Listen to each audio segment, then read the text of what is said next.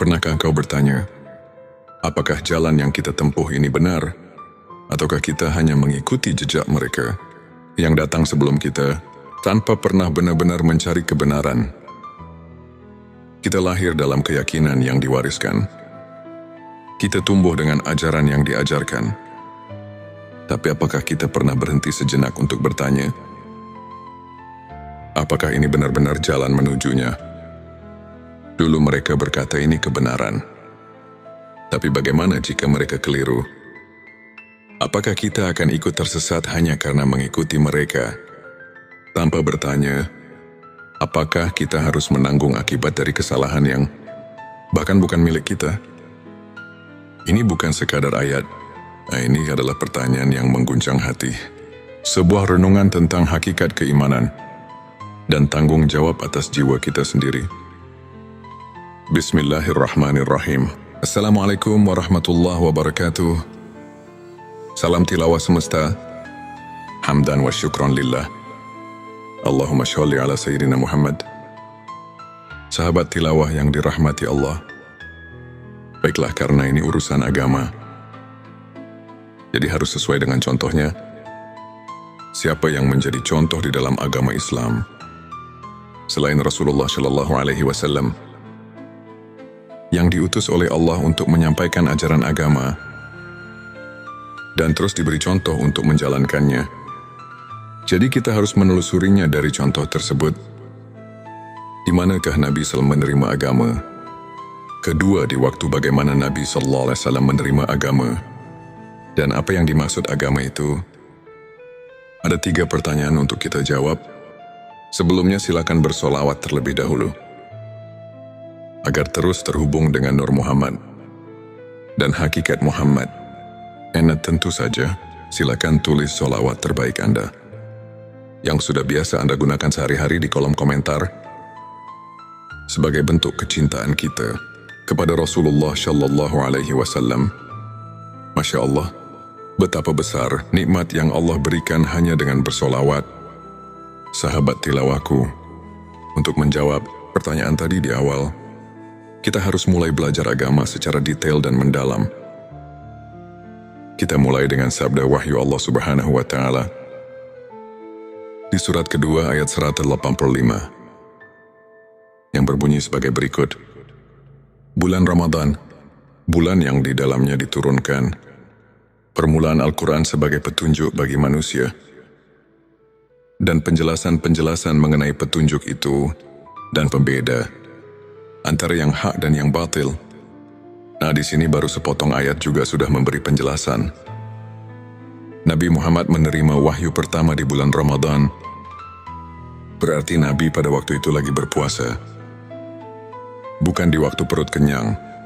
Kalau diteliti semua Nabi dan Rasul, tidak ada yang lagi kenyang perutnya. Boleh saudara teliti sejarahnya. Jadi kalau saudara mau sesuai dengan ajarannya, kita harus menelusuri contohnya. Tapi itu juga harus ada petunjuk jalannya. Karena kata orang tua, tak kawuruh tanpa guru. Ini ada kekhususan untuk menerimanya. Tidak semua kiai atau ustadz yang bisa menjelaskannya. Jadi kita sedikitnya harus mencari dahulu guru yang bisa menjelaskannya, juga guru yang kuat hukumnya dari Al-Quran atau hadits untuk menunjukkan kebenarannya. Apa yang kita tuju tersebut? Kenapa begitu? Karena kalau ini perintah Allah, itu pasti ada hukumnya yang pasti. Tidak cuma kata-kata rumus atau siloka saja. Karena di dalam agama harus jelas hukumnya. Supaya kita belajarnya tekun dan menjadi keyakinan yang pasti, tidak goyah lagi. Apalagi ini urusan keselamatan nanti di akhirat. Harus konsekuen dengan petunjuk Allah dan Rasul-Nya. Ada lagi yang bertanya, apakah masih ada di zaman sekarang yang bisa menunjukkan hal itu? Saya jawab, tahun ini sudah menjadi kepastian. Masih ada karena ada keterangan yang menjelaskan al-ulama'ul warasatul anbiya. Ulama itu pewaris para nabi. Jadi saya percaya sekarang masih ada atau banyak yang bisa menunjukkan hal ini. Hanya mungkin agak sulit mencarinya. Sabarlah sedikit. Kalau kita keras, keinginan itu pasti akan ketemu. Sahabat tilawahku, pernahkah kau merasa dunia ini begitu bising, tapi hatimu justru sunyi? Pernahkah kau merasa memiliki segalanya, tapi tetap ada ruang kosong yang tak bisa diisi? Kita mencari makna dalam hidup, tapi semakin dalam menggali, semakin banyak yang terasa hampa. Semua ilmu telah kau pelajari, tetapi masih ada yang kurang, sesuatu yang tak bisa dijelaskan oleh logika semata. Ilmu makrifat bukan sekadar pengetahuan. Ia bisa menjadi cahaya yang menerangi jalanmu, atau justru kabut yang menyesatkan langkahmu. Jika tak dipahami dengan hati yang bersih, ia bisa membuatmu semakin dekat dengannya, atau justru semakin jauh, tenggelam dalam keangkuhan yang tak kasat mata. Inilah perjalanan menyingkap hakikat, memahami manfaat dan mudarat ilmu makrifat. Sebuah perjalanan yang tak semua orang berani tempuh, tapi mereka yang menemukannya akan merasakan sesuatu yang tak bisa diungkapkan dengan kata-kata. Allahumma sholli ala Sayyidina Muhammad. Ilmu ini disusun secara turun-temurun. Ilmu makrifat dan tauhid ini merupakan pemurnian dan penyegaran kembali ilmu tauhid dan makrifat. Sebelumnya silakan bersolawat terlebih dahulu agar terus terhubung dengan Nur Muhammad dan hakikat Muhammad tentang ilmu tingkat tinggi ini, ilmu makrifat dan tauhid ini. Ada dua hal yang wajib dipahami, yaitu mudarat dan manfaat. Segi mudaratnya ialah ada kalanya membawa orang menjadi sesat atau musyrik, dan ada kalanya membawa orang jadi apatis, mengasingkan diri dari pergaulan masyarakat ramai, dan secara mutlak memandang dunia ini sebagai tempat kotoran dan merusak, padahal dunia ini tempat beramal, bekerja dan berjuang untuk kebahagiaan umat manusia di dunia. Dan di akhirat, bisa terjadi hal-hal demikian itu apabila seseorang bertasawuf tanpa berakidah yang konsekuen dan bersyariah, dan tanpa tasawuf yang berasal dari tasawuf Islam yang murni. Dengan akidah yang hasil dari makrifat sebenarnya, itu kita pasti bisa merasakannya sendiri dengan khoti, karena mereka itu pasti mengenalnya dengan araf, tauhobi, birobi, sehingga betul-betul mempercayainya. Dengan syariah, kita dapat taat menuruti peraturan-peraturan agama. Dan dari ilmu marifat dan ilmu tauhidlah kita bisa merasakan dalam batin kita, mengenal Tuhan untuk siapa dipersembahkan amal ibadah kita, dan sebagai kontrol jiwa untuk khusyuk kepadanya. Segi manfaatnya ialah karena tauhid merupakan dasar pokok kekuatan batin, pembersih jiwa dari kemusyrikan dalam hati, dan penumpuk iman, penyubur amal saleh, semata-mata mencari keridhaan Allah, memperkuat daya juang dengan sifat yang bernilai tinggi, membina tata hidup dan kehidupan, terutama untuk membina mental pembangunan atas dasar-dasar tasawuf. Maka Islam akan lebih mampu membangun kemajuan dunia, dan terutama pada pembangunan nasional kita sekarang. Ini maka sesuai dengan tujuan channel Tilawah Semesta ini, menunjukkan pentingnya ilmu ma'rifat dan tauhid untuk menjadi referensi, acuan keilmuan yang lebih mendalam untuk umat Islam yang masih sama-sama membutuhkannya. Maka untuk itu saya sangat mengharapkan agar channel dan video ini dapat dicerna, diterima dan diteliti, dan harus hati-hati dalam mengambil kesimpulan, karena channel Tilawah Semesta ini sangat mendalam sebagai bahan studi, di mana ilmu tauhid merupakan pusat keyakinan dalam hati. Karena umat Islam tanpa keyakinan itu nol besar. Selain daripada itu, ialah agar remaja kita dapat terisi jiwanya dengan ajaran tauhid dalam rangka membina mental agama Islam. Jangan goyah lagi, sehingga pembangunan kita jadi bersih dari hal yang dilarang Allah Subhanahu wa Ta'ala. Semoga channel ini sesuai dengan tujuan kita semua. sesuai dengan agama Islam. Dan bagi masyarakat bangsa Indonesia, semoga Tuhan melimpahkan rahmat-Nya kepada kita semua. Sahabat tilawahku, saya di sini akan mencoba meneruskan pembahasan yang berjudul Ilmu Ma'rifat dan Tauhid. Ilmu makrifat tingkat tinggi. Sesuai dengan permintaan jemaah, sebenarnya jika bahasan ini dilanjutkan, ini pasti banyak sekali yang menyangkut kata-kata asroria, rahasia yang memang sedikitnya menyangkut pada keterangan yang bersifat asroria, seperti yang tercantum di dalam kitab Sirur, asror yang berbunyi, kufran, artinya sesungguhnya menjelaskan tentang rahasia ketuhanan, adalah hukumnya kufur. Juga ada lagi keterangan yang berbunyi, man arafalahu kala lisanuhu, artinya barang siapa yang telah mengenal Tuhannya, maka lipatkanlah lidahmu. Kitab Durun Nafis. Sahabat tilawahku, dengan dua keterangan ini kami merasa takut untuk kelanjutannya. Tapi setelah lama kami pikir, juga dalam hati merasa kasihan untuk generasi selanjutnya. Bagaimana kalau umat Islam untuk masa depan semakin jauh dengan yang sebenarnya? Seperti di zaman sekarang yang bisa kita lihat bersama, sudah jauh dengan aturan yang sebenarnya. Banyak orang yang sudah tidak hormat lagi kepada orang tua, sudah kurang adil dengan sesama manusia, nyawa orang sudah tidak ada harganya lagi, pembunuhan di mana-mana, yang intinya sudah tidak merasa takut sama Allah Subhanahu wa Ta'ala. Maka dengan ini, kami akan memberanikan diri di dalam channel Tilawah Semesta ini untuk siap melanjutkan pembahasan tentang ilmu makrifat tingkat tinggi, ilmu makrifat dan tauhid, karena kami merasa khawatir untuk masa yang akan datang kalau tidak ada peringatan dari ulama-ulama sekarang dengan cara membeberkan hukum-hukum Allah dan Rasul-Nya.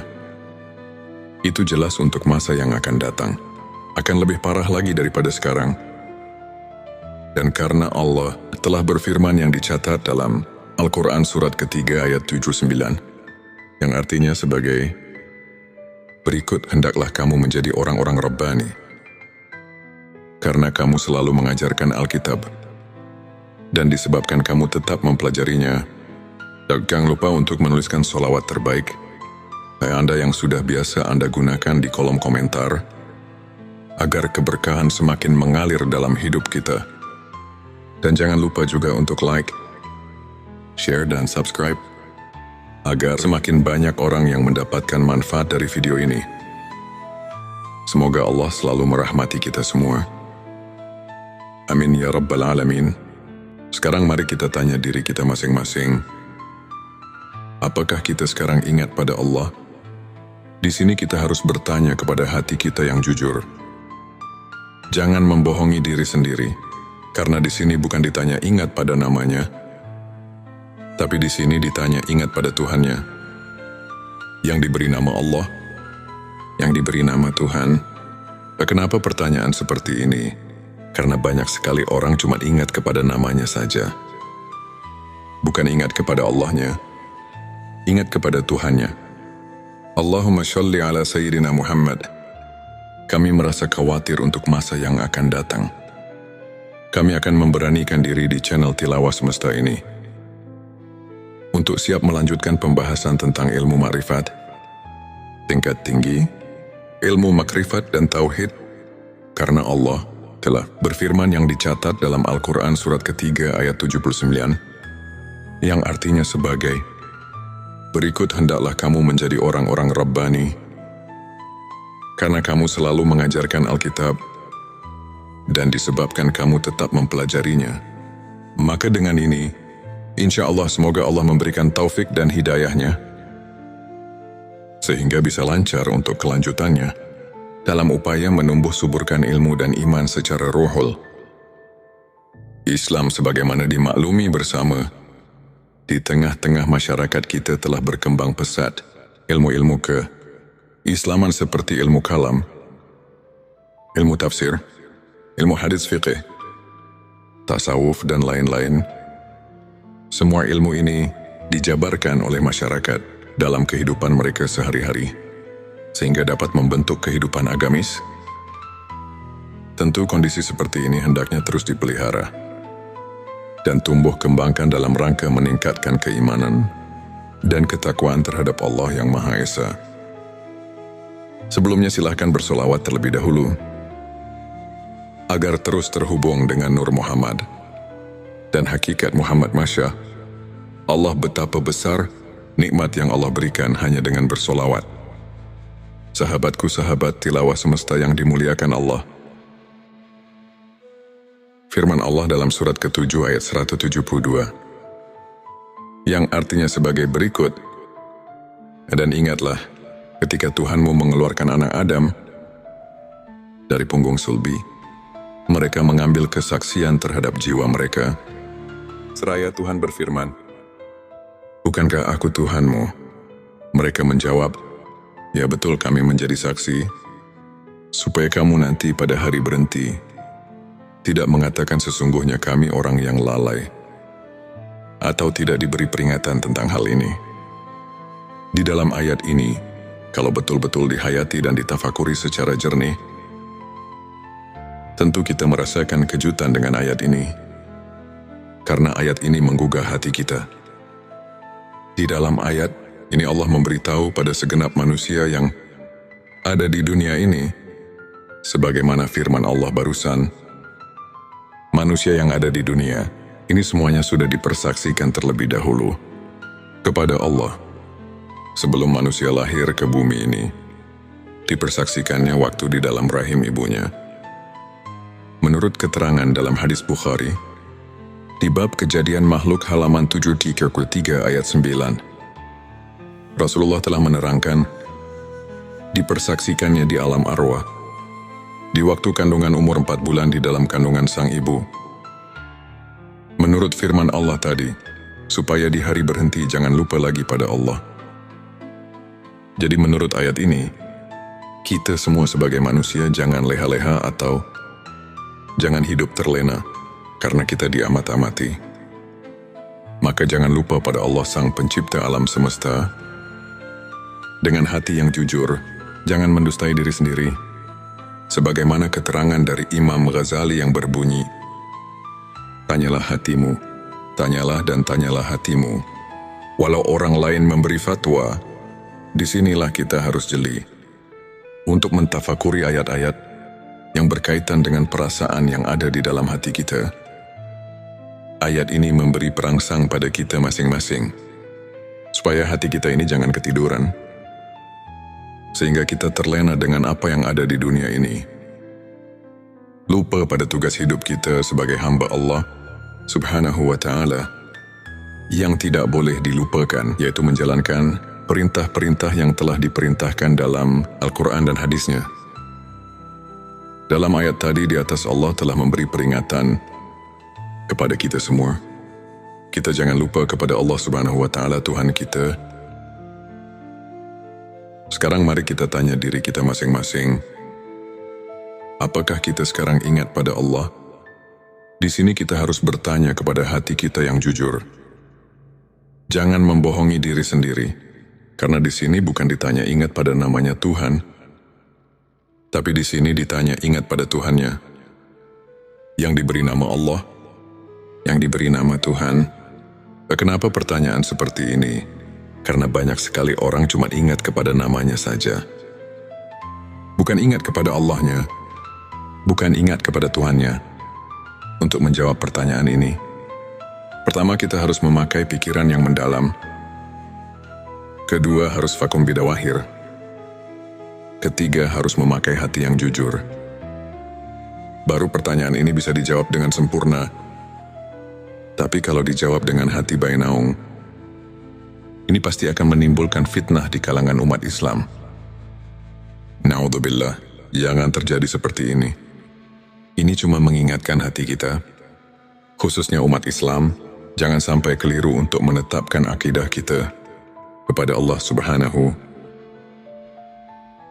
Tuhan kita semua. Karena Tuhan mengamat-amati, jangan sampai lupa kepadanya. Di dalam surat ke-33 ayat 41 yang artinya sebagai berikut, "Hai orang-orang yang beriman, ingatlah kepada Tuhanmu dengan sebanyak-banyaknya." Ingat kalau ayat ini dikaji dan ditafakuri secara mendalam, pasti kita akan terpanggil secara spontan. Terus kita mengusahakan supaya kita terus-menerus ingat kepada Tuhan. Bahkan ada lagi keterangan yang mengingatkan, ingatannya kepada Tuhan harus pikuli. Lam hati wa nafasim bi. Ada di kuli. Maklumilah ingatnya kepada Tuhan harus sebing bilangan nafas. Dan kedipan mata. Ada lagi keterangan di dalam surat ke-7 ayat 205 yang artinya sebagai berikut. Dan sebutlah nama Tuhanmu dalam hatimu dengan menyatakan diri dan rasa takut, dan dengan tidak mengeraskan suara di waktu pagi dan petang, dan janganlah kamu termasuk orang-orang yang lalai. Sahabat tilawahku, Fathur di sini artinya ingat-ingat itu pekerjaan hati. Sedangkan hati itu kalau kita rasakan bukan pekerjaan lisan, tapi pekerjaan hati bisa ingat kalau ada pemberian dari dua panca indera, ialah dari telinga dan mata. Kalau tidak ada pemberian dari dua panca indera, itu tidak akan ada di dalam hati. Cobalah kita rasakan, bisa ingat pada yang kamu belum ketahui. Itu tidak mungkin, tapi awas pendengaran. Lagi dengan penglihatan di sini, bukan pendengaran atau penglihatan sual basiroh, tapi pendengaran atau penglihatan ainal basiroh dan hakul basiroh. Karena kalau penglihatan sual basiroh, cuman bisa mendengar dan melihat yang kita lihat bersama, seperti gunung laut, batu pepohonan, hewan dan sebagainya yang sama-sama kita lihat. Bukan itu yang dimaksud. Untuk mencapai derajat tingkat ainal basiroh dan hakul basiroh, hanya orang-orang tertentu saja. Ini cuma mengingatkan supaya jangan menafsirkan kepada pendengaran atau penglihatan suaul basiroh. Disinilah kita harus hati-hati, jangan sampai cepat-cepat mengambil kesimpulan. Jadi harus diteliti dan ditafakuri yang lebih mendalam dulu, supaya jangan ada perselisihan paham di antara kita umat Islam.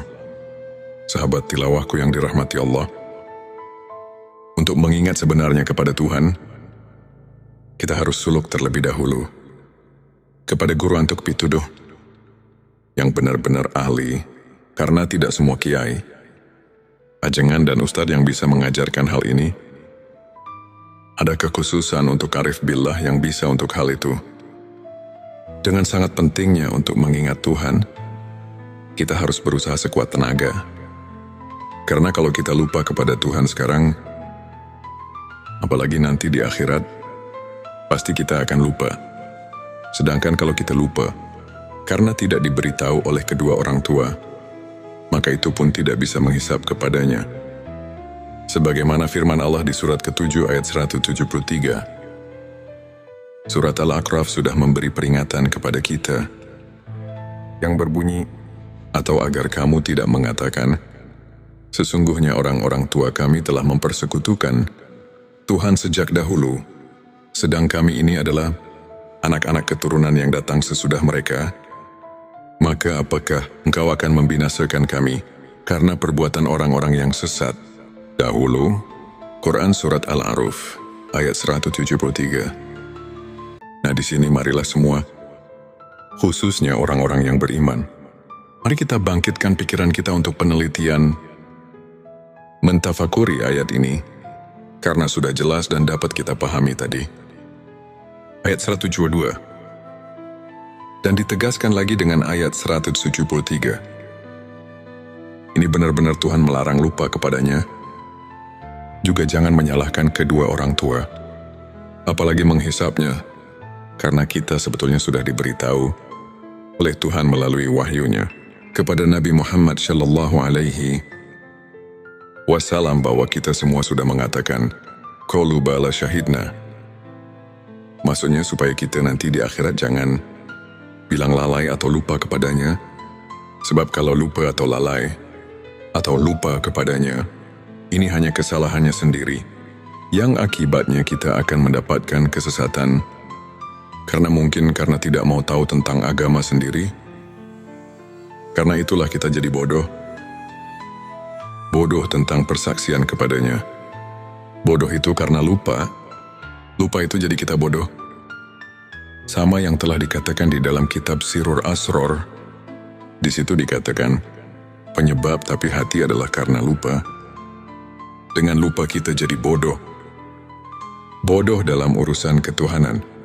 Setelah manusia berjanji di alam arwah, jangan lupa untuk menuliskan sholawat terbaik. Anda yang sudah biasa Anda gunakan di kolom komentar, agar keberkahan semakin mengalir dalam hidup kita. Dan jangan lupa juga untuk like, share, dan subscribe, agar semakin banyak orang yang mendapatkan manfaat dari video ini. Semoga Allah selalu merahmati kita semua. Seberapa sering kita menyalahkan masa lalu, menyalahkan orang tua, menyalahkan mereka yang lebih dulu hidup sebelum kita. Kita berkata, aku tidak tahu, mereka tidak mengajariku. Mereka telah sesat, maka wajar jika kami pun tersesat. Tapi benarkah begitu? Kita lupa bahwa setiap hati punya tanggung jawabnya sendiri. Kita lupa bahwa iman bukan sekadar warisan, tapi pencarian. Jika kita masih berada dalam kebingungan, itu bukan salah mereka. Itu karena kita sendiri belum benar-benar mengenal Tuhan, belum benar-benar mengingatnya. Bukan hanya namanya, tapi dirinya yang sebenarnya. Maka sebelum jari ini menunjuk orang lain, sudahkah hati ini benar-benar mencarinya? Kita lahir dalam keyakinan yang diwariskan.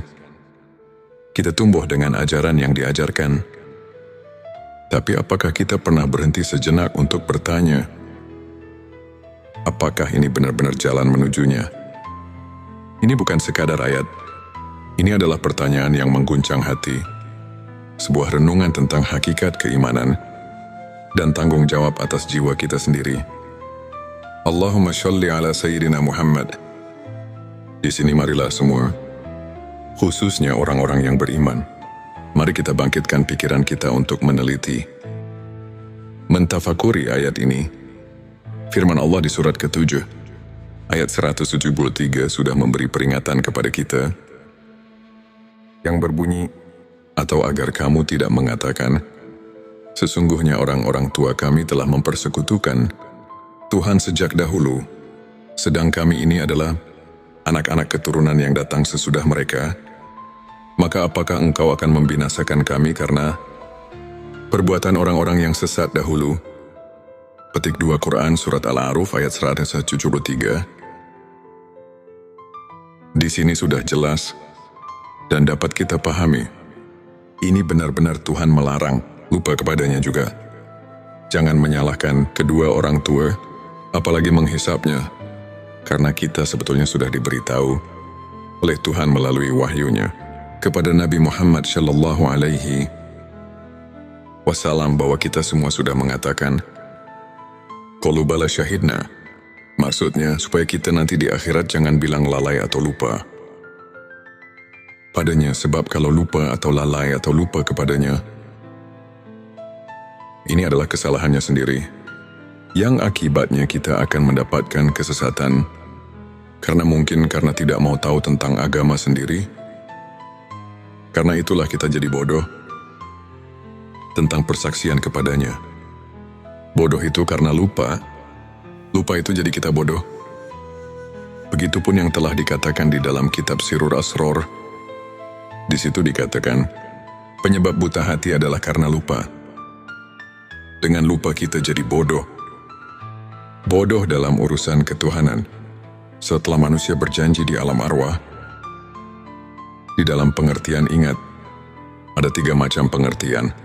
Sebelumnya silakan bersolawat terlebih dahulu, agar terus terhubung dengan Nur Muhammad dan hakikat Muhammad.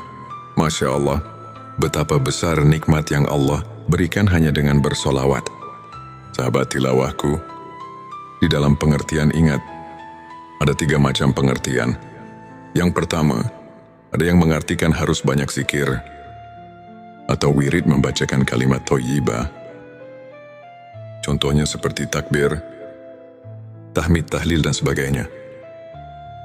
Yang kedua, ada juga yang menafsirkan harus banyak ingat itu dengan memperaturkan hukum-hukumnya.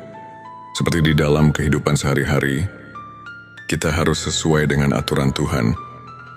Jangan mengerjakan pekerjaan sekehendak hawa nafsu kita, karena nanti semua perilaku kita harus dipertanggungjawabkan. Yang ketiga, ada juga yang menafsirkan banyak ingat itu adalah sebagaimana yang telah dijabarkan di dalam kitab-kitab tasawuf, seperti dalam di kitab Al-Hikam. Para arif billah menafsirkan ayat tersebut di atas dan meneliti di surat kedua ayat 152. Itu benar-benar kita selaku manusia yang ada di jagat raya. Ini dilarang keras lupa kepada Tuhan. Jadi kita di dalam menafsirkan ayat tersebut harus hati-hati, karena urusan ingat itu adalah urusan hati atau urusan kolbu. Ini tidak bisa dengan begitu saja. Walaupun yang sebelumnya juga tidak salah. Itu penafsiran tingkat dasar. Tapi kita harus ingat, ini pekerjaan kolbu, harus vakum bidawahir, sehingga bisa dirasakan oleh yang mengingatnya. Untuk mengingat dengan sebenarnya, ini harus melalui proses yang tertentu, karena kolbu itu tidak akan bisa dibohongi. Kolbu bisa ingat cuma kepada yang sudah diketahui. Kolbu tidak akan ingat kepada yang belum diketahui. Coba saja kita sama rasakan, atau tanya hati kita masing-masing.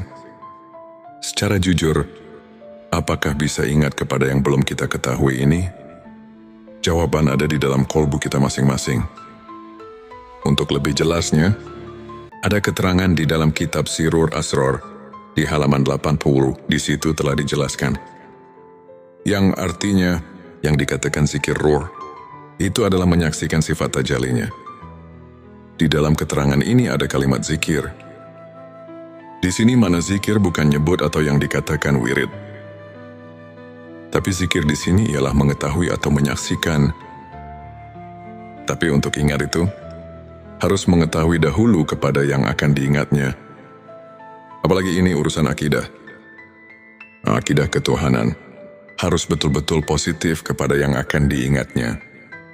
Sebagaimana yang kita maklumi bersama, kita setiap ibadah solat suka mengucapkan Abdulul zikri falam, anahu la ilaha illallah. Artinya cukup-cukupnya ingat itu adalah ketahuilah bahwa tidak ada lagi Tuhan kecuali Allah. Di dalam ayat ini, kita semua sudah maklum. Bahkan para arif billah di dalam kitab tasawuf dan di kitab Al-Hikam, ayat ini betul-betul menunjukkan keharusan marifat kepada Tuhan. Maksudnya supaya kita ingatnya kepada Tuhan. Benar-benar vakum bidawahyu, terasa benarnya dengan kolbunya sendiri. Karena man lem yazuk lem yadri. Siapa yang tidak merasakan, barang tentu tidak akan mengetahuinya. Kita harus jujur, jangan membohongi diri sendiri. Sesuai dengan firman Allah di dalam surat ke-33 ayat 70. Yang artinya, hai orang-orang yang beriman, bertakwalah kamu kepada Allah dan mengucapkan kata yang benar. Di dalam ayat ini, kita kayaknya disuruh banyak menyadarkan diri, supaya jangan sembarangan di dalam mengingat Tuhan, atau jangan asal-asalan. Sahabatku, ada dalil yang mengatakan, yang artinya, barang siapa yang mengerjakan hari sekarang, sama saja dengan hari kemarin. Itu orang termasuk golongan yang merugi. Artinya kita jangan lari di tempat, karena itu tidak akan maju-maju. Tapi seharusnya, sebagaimana yang telah dikatakan oleh Sayyidina Ali, yang artinya, dan barang siapa mengerjakan hari, ini lebih baik dari hari kemarin. Itu tandanya orang yang mendapat keuntungan. Sahabat tilawah yang dimuliakan Allah. Ada pertanyaan dari jemaah. Pak, maaf saya mau bertanya, boleh enggak? Kami jawab boleh saja. Karena kita harus benar-benar mengerti dan bisa merasakannya sendiri. Apa yang ditanyakan? Katanya, setelah kita menyimak keterangan dari awal sampai akhir, ini kaya-kaya manusia berikut saya, harus mengenal Tuhan itu harus diawali dari dunia ini. Nah, di sini saya mau nanya, apakah mungkin saya, manusia biasa, bisa mengenal Tuhan di dunia ini? Saya jawab, maaf, saya tidak akan menjawab langsung kepadamu, tapi Allah lah yang akan menjawab pertanyaanmu. Sebagaimana firman Allah dalam surat ke-5, Al-Maidah ayat 35. Yang artinya, hai orang-orang yang beriman, bertakwalah kepada Allah dan carilah jalan yang mendekatkan diri kepadanya, dan berjihadlah di jalannya, agar kamu mendapat keberuntungan. Dari ayat ini sudah jelas bahwa Tuhan menunjukkan kepada seluruh manusia yang ada di dunia ini, terutama kepada orang yang mengaku iman kepada Tuhan, bahwa kita selaku manusia yang sudah mengaku iman, harus sekeras mungkin untuk mencapai wasilah, atau jalan untuk taqarrub, mendekatkan diri kepadanya. Juga di dalam ayat lain, Tuhan telah berfirman, sebagaimana yang tercatat di surat ke-84 ayat 6, yang artinya, hai manusia, sesungguhnya kamu telah bekerja dengan sungguh-sungguh menuju Tuhanmu, maka pasti kamu akan menemuinya. Sahabat tilawahku yang dirahmati Allah, maaf sekali lagi saya mau tanyakan, kan manusia semua nanti setelah mati pasti berjumpa dengannya, karena semua akan pulang kepadanya. Ini bagaimana? Karena setiap pulang pasti berjumpa. Itu benar kalau dipikir dengan logika.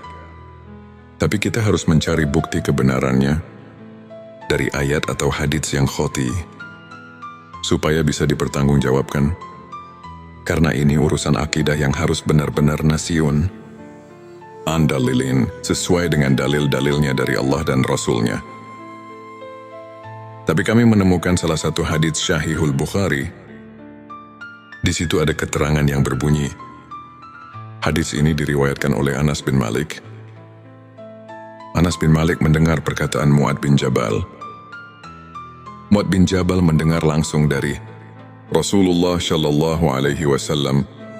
Rasulullah bersabda, barang siapa yang berjumpa dengan Tuhannya dengan tidak adanya keadaan musyrik kepadanya, maka dia akan masuk surga. Dari hadits tersebut, kalau kita kaji dan tafakuri, pasti kita dapat mengambil kesimpulan kalau kita semua nanti di akhirat bisa bertemu dengan Tuhan. Itu jelas semuanya akan masuk surga. Jadi kalau semuanya akan masuk surga, untuk apa kita di dunia ini berbuat baik? Dan kenapa Tuhan menyuruh berbuat baik di dunia ini? Nah, di sini kita harus berpikir lebih jauh. Mari kita jelaskan supaya kita dapat mengerti. Memang semuanya manusia, bukan satu persatu lagi. Tapi semuanya hanya roh manusia. Tidak semuanya bertemu dengan Tuhannya. Orang yang bertemu dengan Tuhannya hanya orang-orang yang tertentu saja. Yang dimaksud orang tertentu itu ialah orang-orang yang sudah mengenal Tuhan di dunianya. Firman Allah dalam surat ke-17 ayat 72, Tuhan telah memberitahu sebagaimana artinya. Dan barang siapa yang buta hatinya di dunia ini, niscaya di akhirat nanti ia akan lebih buta pula dan lebih tersesat dari jalan. Yang benar buta di sini barang tentu kepada Tuhan. Dan umpama diartikan buta kepada ilmu, itu tidak mungkin, karena di akhirat bukan tempatnya cari ilmu atau berilmu. Di kitab Usuluddin juga sudah diterangkan, yang artinya barang siapa yang buta di dunianya kepada Tuhan, maka bagaimana nanti di akhiratnya? Nah, di sini sudah jelas dan kita pasti bisa mengerti. Jadi inilah yang kita harus takuti, atau yang dikatakan haus sahabatku. Yang penting harus ada keinginan dahulu, dari hati yang tulus. Karena ini bukan pekerjaan yang mudah. Ini memerlukan tarekat-tarekat tertentu yang harus dijalankan. Kalau keinginannya masih lemah, barang tentu tidak akan berhasil. Sebab ini memerlukan tabu nafsu memeras, keringat suglul kolbi, semangat dorongan hati, dan sidatul hisab, kuat perhitungan. Hadirin yang dimuliakan Allah, jika keinginannya sudah kuat, Tuhan telah memberi peluang kepada kita. Siapa saja yang ingin berjumpa dengannya, itu pasti akan berjumpa. Sebagaimana firman Allah di dalam surat ke-18 ayat 110. Yang artinya, barang siapa yang mengharap perjumpaan dengan Tuhannya, maka hendaklah ia mengerjakan amal yang soleh, dan janganlah ia mempersekutukan seorang pun dalam beribadah kepada Tuhannya. Allahumma sholli ala Sayyidina Muhammad.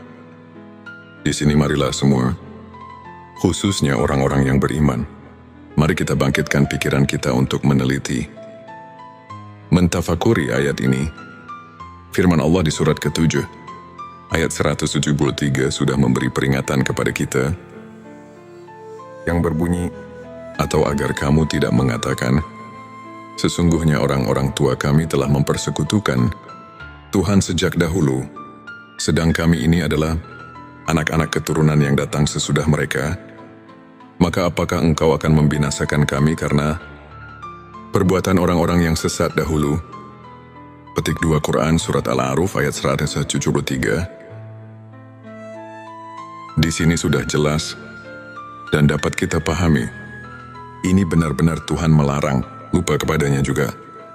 Jangan menyalahkan kedua orang tua, apalagi menghisapnya, karena kita sebetulnya sudah diberitahu oleh Tuhan melalui wahyunya kepada Nabi Muhammad Shallallahu Alaihi Wasallam bahwa kita semua sudah mengatakan, qalu bala syahidna. Maksudnya supaya kita nanti di akhirat jangan bilang lalai atau lupa padanya, sebab kalau lupa atau lalai atau lupa kepadanya, ini adalah kesalahannya sendiri, yang akibatnya kita akan mendapatkan kesesatan, karena mungkin karena tidak mau tahu tentang agama sendiri.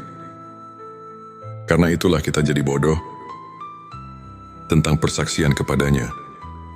Bodoh itu karena lupa itu jadi kita bodoh. Begitupun yang telah dikatakan di dalam kitab Sirur Asror. Di situ dikatakan, penyebab buta hati adalah karena lupa. Dengan lupa kita jadi bodoh. Bodoh dalam urusan ketuhanan.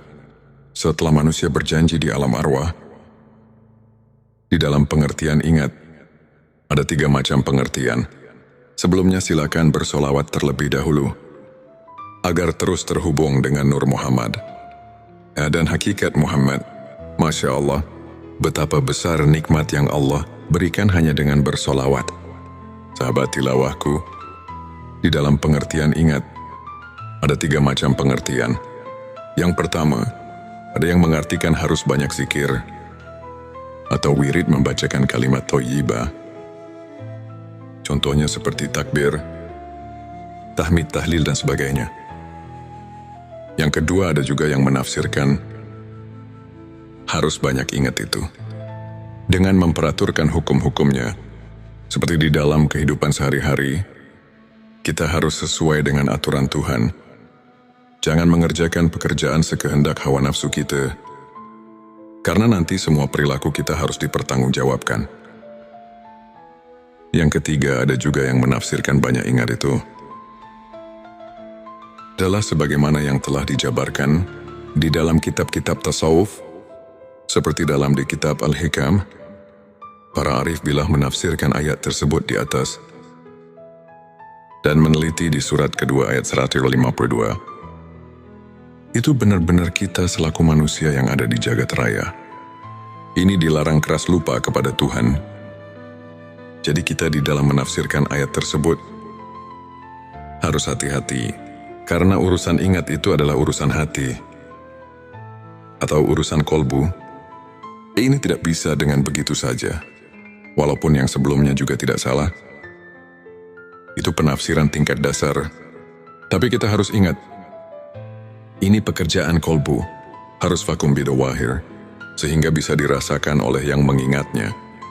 Untuk mengingat dengan sebenarnya, Ini harus melalui proses yang tertentu, karena kolbu itu tidak akan bisa dibohongi. Kolbu bisa ingat cuma kepada yang sudah diketahui. Kolbu tidak akan ingat kepada yang belum diketahui. Coba saja kita sama rasakan, atau tanya hati kita masing-masing. Secara jujur, apakah bisa ingat kepada yang belum kita ketahui ini? Jawaban ada di dalam kolbu kita masing-masing. Untuk lebih jelasnya, ada keterangan di dalam kitab Sirur Asrar di halaman 80, di situ telah dijelaskan. Yang artinya, yang dikatakan zikir ruh, itu adalah menyaksikan sifat tajalinya. Di dalam keterangan ini ada kalimat zikir. Di sini mana zikir bukan nyebut atau yang dikatakan wirid. Tapi zikir di sini ialah mengetahui atau menyaksikan. Tapi untuk ingat itu, harus mengetahui dahulu kepada yang akan diingatnya. Apalagi ini urusan akidah. Akidah ketuhanan harus betul-betul positif kepada yang akan diingatnya. Sebagaimana yang kita maklumi bersama, kita setiap ibadah solat suka mengucapkan Abdulul zikri falam, anahu la ilaha illallah. Artinya cukup-cukupnya ingat itu adalah ketahuilah bahwa tidak ada lagi Tuhan kecuali Allah. Di dalam ayat ini, kita semua sudah maklum. Bahkan para arif bilah di dalam kitab tasawuf dan di kitab Al-Hikam, ayat ini betul-betul menunjukkan keharusan marifat kepada Tuhan. Maksudnya supaya kita ingatnya kepada Tuhan. Benar-benar vakum bidawahyu, terasa benarnya dengan kolbunya sendiri. Karena man lem yazuk lem yadri.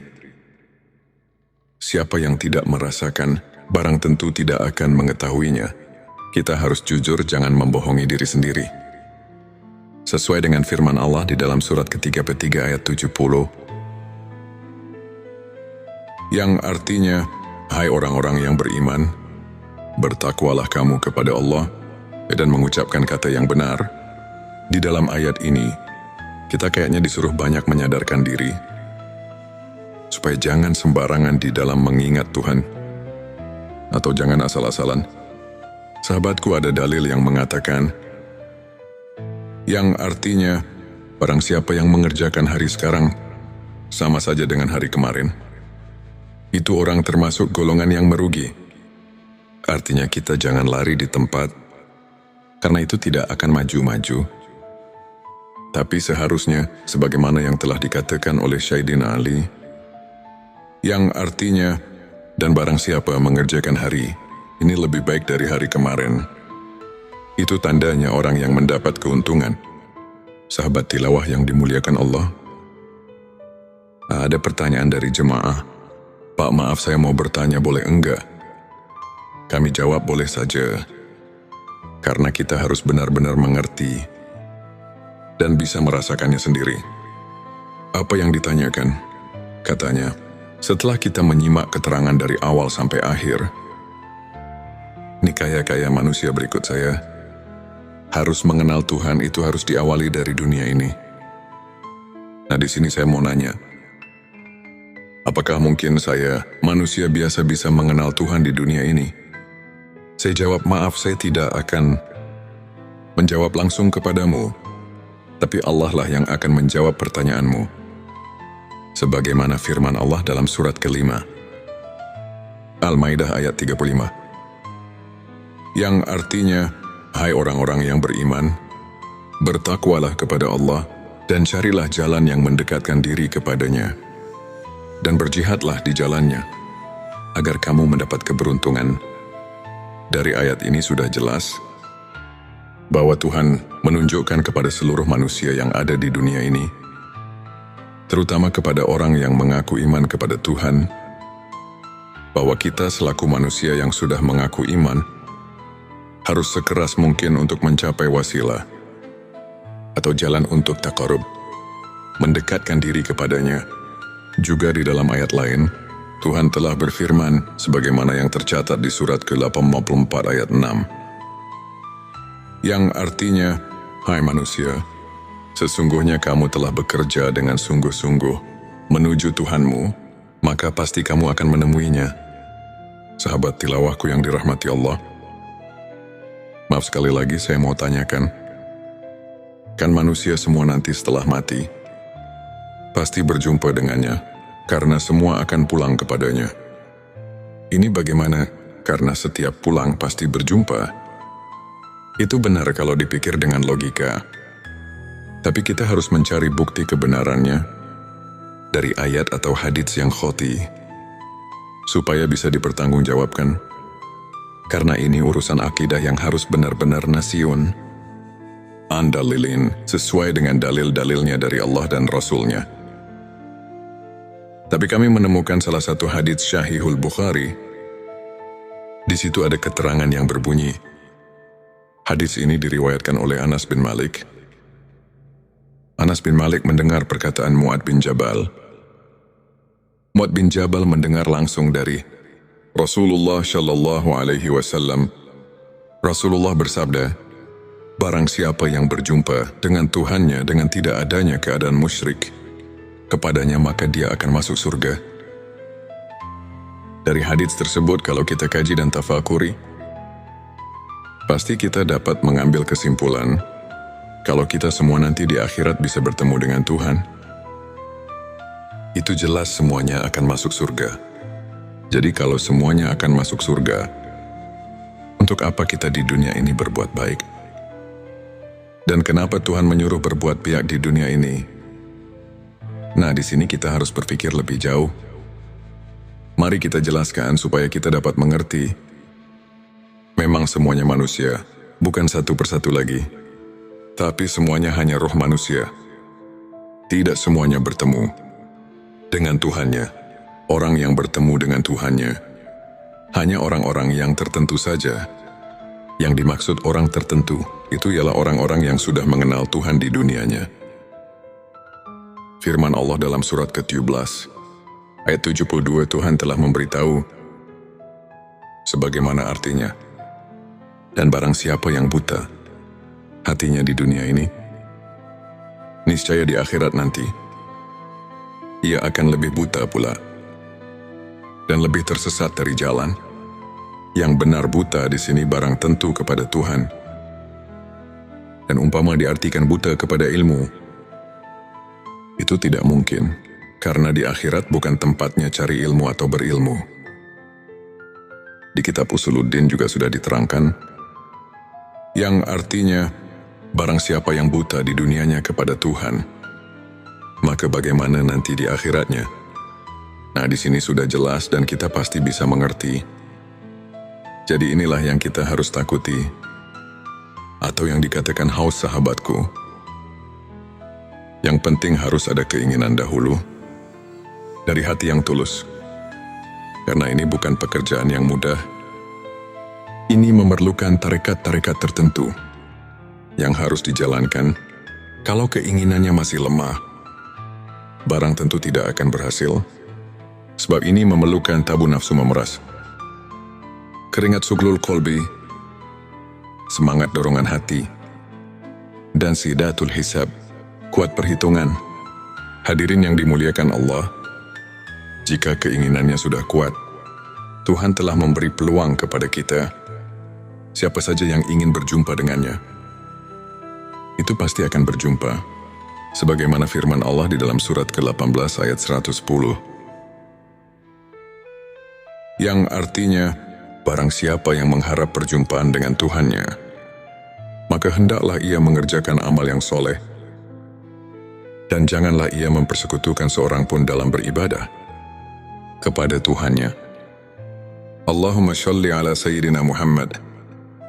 Di sini marilah semua, khususnya orang-orang yang beriman, mari kita bangkitkan pikiran kita untuk meneliti, mentafakuri ayat ini. Firman Allah di surat ke-7, ayat 173 sudah memberi peringatan kepada kita, yang berbunyi, atau agar kamu tidak mengatakan, sesungguhnya orang-orang tua kami telah mempersekutukan Tuhan sejak dahulu, sedang kami ini adalah anak-anak keturunan yang datang sesudah mereka. Maka apakah engkau akan membinasakan kami karena perbuatan orang-orang yang sesat dahulu? Petik 2 Quran Surat Al-A'raf ayat 173. Di sini sudah jelas dan dapat kita pahami. Ini benar-benar Tuhan melarang, lupa kepadanya juga. Jangan menyalahkan kedua orang tua, apalagi menghisapnya, karena kita sebetulnya sudah diberitahu oleh Tuhan melalui wahyunya kepada Nabi Muhammad Shallallahu Alaihi Wasallam bahwa kita semua sudah mengatakan, "Qalu bala syahidna." Maksudnya supaya kita nanti di akhirat jangan bilang lalai atau lupa padanya, sebab kalau lupa atau lalai atau lupa kepadanya, ini adalah kesalahannya sendiri, yang akibatnya kita akan mendapatkan kesesatan, karena tidak mau tahu tentang agama sendiri. Karena itulah kita jadi bodoh tentang persaksian kepadanya. Bodoh itu karena lupa itu jadi kita bodoh. Begitupun yang telah dikatakan di dalam kitab Sirur Asror. Di situ dikatakan, penyebab buta hati adalah karena lupa. Dengan lupa kita jadi bodoh. Bodoh dalam urusan ketuhanan. Setelah manusia berjanji di alam arwah, di dalam pengertian ingat, ada 3 macam pengertian. Sebelumnya silakan bersolawat terlebih dahulu, agar terus terhubung dengan Nur Muhammad dan hakikat Muhammad. Masya Allah, betapa besar nikmat yang Allah berikan hanya dengan bersolawat. Sahabat tilawahku, di dalam pengertian ingat, ada 3 macam pengertian. Yang pertama, ada yang mengartikan harus banyak zikir, atau wirid membacakan kalimat thayyibah. Contohnya seperti takbir, tahmid, tahlil, dan sebagainya. Yang kedua, ada juga yang menafsirkan harus banyak ingat itu dengan memperaturkan hukum-hukumnya. Seperti di dalam kehidupan sehari-hari, kita harus sesuai dengan aturan Tuhan. Jangan mengerjakan pekerjaan sekehendak hawa nafsu kita, karena nanti semua perilaku kita harus dipertanggungjawabkan. Yang ketiga, ada juga yang menafsirkan banyak ingat itu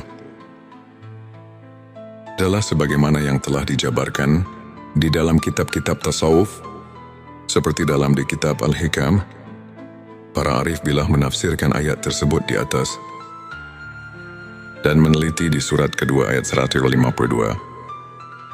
Itu benar-benar kita selaku manusia yang ada di jagat raya. Ini dilarang keras lupa kepada Tuhan. Jadi kita di dalam menafsirkan ayat tersebut harus hati-hati, karena urusan ingat itu adalah urusan hati atau urusan kolbu. Ini tidak bisa dengan begitu saja, walaupun yang sebelumnya juga tidak salah. Itu penafsiran tingkat dasar. Tapi kita harus ingat, ini pekerjaan kolbu, harus fakum bidawahir, sehingga bisa dirasakan oleh yang mengingatnya. Untuk mengingat dengan sebenarnya, ini harus melalui proses yang tertentu, karena kolbu itu tidak akan bisa dibohongi. Kolbu bisa ingat cuma kepada yang sudah diketahui. Kolbu tidak akan ingat kepada yang belum diketahui. Coba saja kita sama rasakan, atau tanya hati kita masing-masing. Secara jujur, apakah bisa ingat kepada yang belum kita ketahui ini? Jawaban ada di dalam kolbu kita masing-masing. Untuk lebih jelasnya, ada keterangan di dalam kitab Sirur Asror di halaman 80. Di situ telah dijelaskan, yang artinya yang dikatakan zikir ruh itu adalah menyaksikan sifat tajalinya. Di dalam keterangan ini ada kalimat zikir. Di sini mana zikir bukan nyebut atau yang dikatakan wirid. Tapi zikir di sini ialah mengetahui atau menyaksikan. Tapi untuk ingat itu, harus mengetahui dahulu kepada yang akan diingatnya. Apalagi ini urusan akidah. Akidah ketuhanan harus betul-betul positif kepada yang akan diingatnya. Sebagaimana yang kita maklumi bersama, kita setiap ibadah solat suka mengucapkan Abdulul zikri falam anahu la ilaha illallah. Artinya cukup-cukupnya ingat itu adalah ketahuilah bahwa tidak ada lagi Tuhan kecuali Allah. Di dalam ayat ini, kita semua sudah maklum. Bahkan para arif bilah di dalam kitab tasawuf dan di kitab Al-Hikam, ayat ini betul-betul menunjukkan keharusan marifat kepada Tuhan.